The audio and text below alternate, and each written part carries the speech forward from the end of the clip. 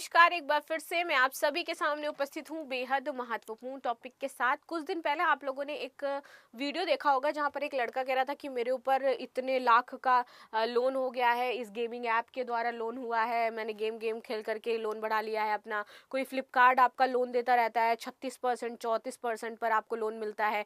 Other जो ऐसे छोटे छोटे प्लेटफॉर्म्स हैं आपसे कहते हैं कि लोन ले लो हमसे, आपके पास मैसेजेस आते रहते हैं। तो अब जितने भी इन रेगुलेटरी आपके लोन होते हैं इन सभी को गवर्नमेंट क्या कर रही है, बैन करने वाली है। यानी कि अब ये जो आपको पेटीएम लोन दे रहा था, फ्लिपकार्ट वगैरह से, फोन पे से जो आपको लोन मिल रहे थे, इन सारी कंपनियां जो आपको लोन दे रही थी, अब ये सब रेगुलेट होंगी और किसी भी तरीके से ऐसे अनियमित ऋण ये किसी को नहीं दे सकती है। क्योंकि भाई आपसे ये 36% ब्याज वसूल रही है, इनको तो फायदा हो रहा है, लेकिन जो व्यक्ति इनसे ऋण लेता है समझिए उसका क्या हाल होता होगा। और कोई ऋण ऐसा व्यक्ति तो लेगा नहीं जिसके पास बहुत ज्यादा पैसा है।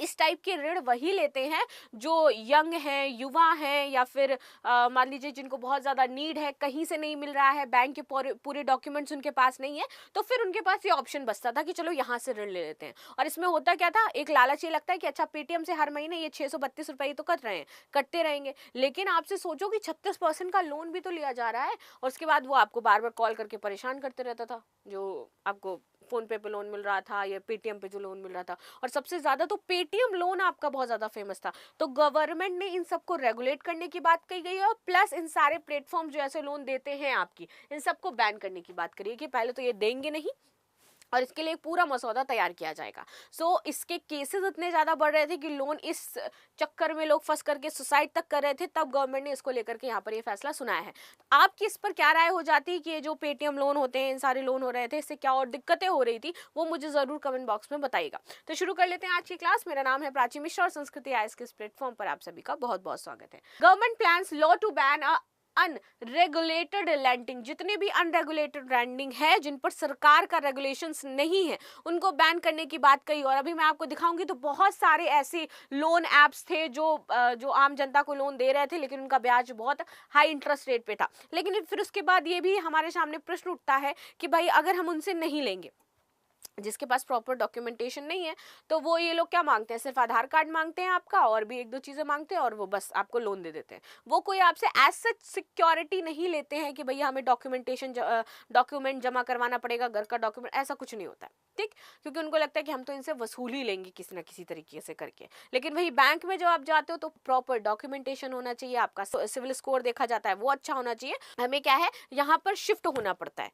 तो ये भी बात आती है कि भैया बैंक में थोड़ा सा कुछ कंसेशन कर दिया जाए, वहां पर डॉक्यूमेंटेशन को सरल कर दिया जाए, तो हम इस प्लेटफॉर्म्स पर जाकर के लोन ला ले। लेकिन फिर वही क्वेश्चन है कि कोई विजय माल्या बन गया तो फिर क्या करेंगे। तो इसीलिए बैंक की अपनी जो पॉलिसीज है वो तो फॉलो करनी ही पड़ेंगी, ठीक है। आगे आ जाते हैं इसमें। तो भारत की केंद्र सरकार ने डिजिटल प्लेटफॉर्म सहित अनियमित संस्थानों द्वारा की जाने वाली जो शिकारी ऋण देने की प्रथाओं हैं, इनसे निपटने के लिए कानून बनाने का मसौदा तैयार कर दिया है, ठीक है। प्रस्तावित कानून में अवैध ऋणदाताओं के लिए 7 वर्ष तक की कैद का प्रावधान है कि अगर कोई ऐसे ऋण देगा, जो आपका पेटीएम वगैरह है या फिर अदर छोटे छोटे जो हो जाती हैं साइट्स वगैरह, अगर आपको ऋण देती हैं और पाए गए तो आपको 7 साल की कैद होगी। उत्पीड़न और गैर कानूनी वसूली रणनीति के शामिल लोगों के लिए 10 वर्ष की सजा यहाँ पर होने वाली है। ऐसे ऋण देने को बढ़ावा देने वालों को 5 वर्ष तक की कैद होगी, यानी कि जो लोग लेंगे उनको भी यहाँ पर कैद होगी। ये कदम ऐसे समय उठाया गया जब उधारकर्ताओं द्वारा चीनी संस्थाओं द्वारा संचालित डिजिटल ऋण देने वाले प्लेटफॉर्म से अत्यधिक दरों पर ऋण लेने की कई शिकायतें यहां पर मिली थी। और मैंने आपको क्या बताया था कि इनकी दर इतनी ज्यादा हाई होती है कि लोगों का ये शोषण कर रही थी और बहुत सारी शिकायतें आने लगी, लोग सुसाइड करने लगे। तब ये गवर्नमेंट ने इस पर ध्यान केंद्रित किया और सोचा कि नहीं, इसको हमें क्या करना है, अब रेगुलेट करना है, इसको लेकर के नीतियां बनानी पड़ेंगी। ये प्लेटफॉर्म अक्सर चूक के मामले में ग्राहकों को ब्लैकमेल करके परेशान करते थे। उत्पीड़न के कारण उधारकर्ताओं द्वारा आत्महत्या करने के कई मामले सामने आए, और जिससे बाद में केंद्र ने यह कदम उठाया है। आगे आते हैं, क्या प्रावधान होंगे। योजना कुछ गतिविधियों को अनियमित ऋण देने से यहाँ पर अधिसूचित करेगी कि अनियमित कोई भी ऋण नहीं दे सकता है। अब किसी को चाहिए 10 लाख का लोन, आप एक लिमिट सेट करो ना, दैट कि अगर ये इस एज ग्रुप का बंदा है और वो ये जॉब कर रहा है, ये काम कर रहा है, उसका पूरा बैकग्राउंड आप चेक करो, तब ऋण दो। आप क्यों ऐसे किसी को ऋण दे रहे हो, फिर उसके बाद उसको ब्लैकमेल करते हो, प्रताड़ित करते हो मानसिक तौर पर कि वो इंसान मर जाए जा करके। ये तो बहुत गलत तरीका है आपके वसूली का। तो यहाँ पे बोला गया आप अपने नियम बनाइए, सेट करिए, उसके अकॉर्डिंग आपको ऋण देना है। इसमें एक समकक्ष प्राधिकारी को इस क्षेत्र को विनियमित और ऋणदाताओं पर एक डेटाबेस बनाने का काम सौंपा गया है। सचिव स्तर के अधिकारी की अध्यक्षता वाले प्राधिकरण के पास ऋणदाता के खाते को स्थायी रूप से कुर्क करने और डेटा मांगने का अधिकार अब होगा। एजेंसी को प्राप्त सभी सूचनाओं को सीबीआई या फिर राज्य पुलिस के साथ साझा करना होगा। जो भी एजेंसी है इस तरीके की, सभी डेटा वो यहाँ पर साझा करेंगी इंडियन गवर्नमेंट के साथ। आगे बात करते हैं, बैंकों और एनबीएफसी समेत किसी भी व्यक्ति को गैर कानूनी उधार के बारे में जानकारी होने पर अधिकारियों को सूचित किया जाएगा कि अगर ऐसा कुछ है तो अधिकारियों को सूचित करिए। प्रस्तावित कानून के तहत अपराध संज्ञेय और गैर जमानती होंगे। जितने भी अपराध हैं संज्ञेय और गैर जमानती हो जाएंगे। तो इसके तहत अगर कोई भी देता है ऋण इस तरीके की कंपनियां, तो उसमें अगर कार्रवाई होगी तो गैर जमानती है, वो जमानत नहीं मिलेगा। ये सबसे कठोर सजा उन लोगों के लिए आरक्षित है जो उधारकर्ताओं को परेशान करते हैं। 3 से 10 साल की जेल की अवधि, जुर्माना 5 लाख से लेकर के ऋण राशि का 2 गुना तक हो सकता है, यानी कि जितनी ऋण राशि है उसका 2 गुना तक आपको जुर्माना देना पड़ेगा। ये यहाँ पर चीजें हैं। आगे आते हैं, अनियमित ऋणदाताओं को 2 से 7 साल की जेल होगी, जिसमें जुर्माना आपका 1 करोड़ तक बढ़ाया जा सकता है। बार बार अपराध करने वालों को 10 साल तक की यहाँ पर जेल हो सकती है और 50 करोड़ तक जुर्माना भी लगाया जा सकता है। अगर कोई बार बार अपराध कर रहा है, नहीं मान रहा है एक बार में, तो 10 साल की सजा और 50 करोड़ जुर्माना है इसमें। कंपनियों के मामले में व्यवसाय करने वाले व्यक्तियों को उत्तरदायी ठहराया जाएगा और सीबीआई को बिना वारंट के तलाशी और जब्ती करने का पूरा अधिकार है यहाँ पर। ठीक है। आरबीआई के एक पैनल की सिफारिश के आधार पर मसौदा वित्त मंत्रालय द्वारा जो हितधारक हैं इनके परामर्श में प्रसारित किया गया है। अनियमित ऋण के बारे में बात करते हैं, तो अनियमित जो ऋण गतिविधियां हैं इनको उन गतिविधियों के रूप में परिभाषित किया जाता है जो किसी कानून ढांचे द्वारा शासित नहीं है। जैसे कि हम बात कर लें कि बनिया होते थे, पहले जो बनिया होते थे आप लोगों को ऋण देते थे ना, तो क्या वो किसी कानूनी ढांचे में आते थे? जो साहूकार होते थे, बनिया होते थे, जिनसे आप पैसा लेकर के आते थे, तो क्या है कई बार तो वो आपका सोना रख लेते थे, सोने के बदले में आपको ऋण देते थे। तो क्या वो मतलब उस सोने के बदले जितनी उसकी कीमत होगी शायद उससे ज्यादा वो आपसे वसूल लिया करते होंगे उस टाइम, इतना ज्यादा हाई इंटरेस्ट पे वो लोग ऋण देते थे। तो ये गवर्नमेंट के उसमें तो आते नहीं थे, इन पर आप केस भी नहीं कर सकते हो, कुछ भी नहीं कर सकते हो, रेगुलेटरी नहीं है ना ये।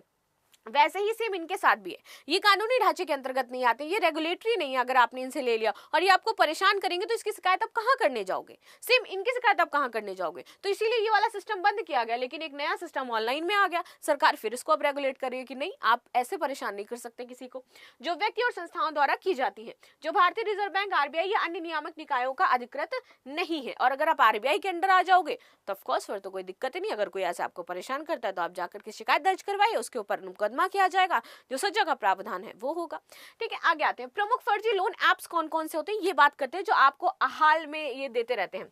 सुरक्षित ऋण तेज यहाँ पर आपका है, एक ऐप करके आता है, वो देता है त्वरित ऋण उधार, आसानी से ऋण प्राप्त करें, रुपया क्लॉट, लिक्विड फंड, खुशी से उधार लेना, कर्ज लेना, हैप्पी मनी त्वरित ऋण, क्रेडिट कू मनी ऑनलाइन, फ्लैश फंड छोटे ऋण, आपके नगद ऋण पैसा उधार लेना, रैपिड फाइनेंस करके आपका एक आता है, आपके लिए हमेशा तैयार है, हुई ना मनी करके आपका एक ऐप है, ऋण शीघ्र और शीघ्र शोल मनी प्राप्त करें। तो इस तरीके से आपके ऐप है और यहाँ पे आप पेटीएम वाला ऋण जो है उसको भी ऐड कर लो।